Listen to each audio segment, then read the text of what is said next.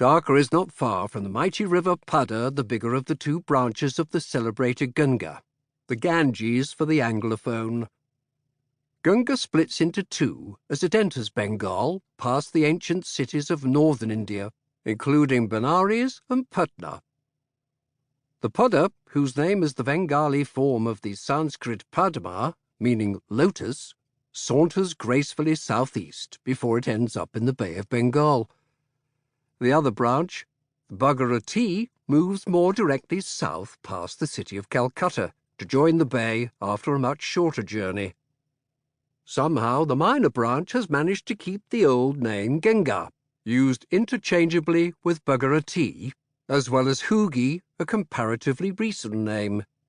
Both Bhagirathi and Padda are much celebrated in old Bengali literature, and there has been a certain amount of rivalry about their respective charisma. As a young boy from Dhaka, I remember telling my friends in Calcutta that they had been fobbed off with an inferior stream, devoid of the grandness of lotus-like Padda. The division of Ganga's water had a more serious and intensely political aspect, which would come to prominence later when the government of India built a large dam on the river, the Farakka Barrage, in 1970, to divert more water into the Bhagirathi to invigorate it. One of the main objects was the clearing of the silt that had gradually choked the port of Calcutta.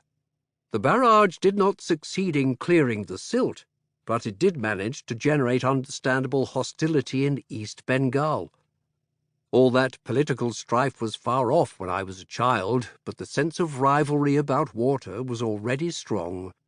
My boasting about the Padda was in fact not well grounded, since Dhaka is not actually on the river, and if it had been at some stage, as some people believed, the Padda had moved away many centuries ago. It is one of the remarkable features of the soft alluvial soil of Bengal that the rivers flowing through it change their course often, over historical rather than geological time. Dhaka is actually still on a relatively minor river called the Budiganga, meaning elderly Ganga.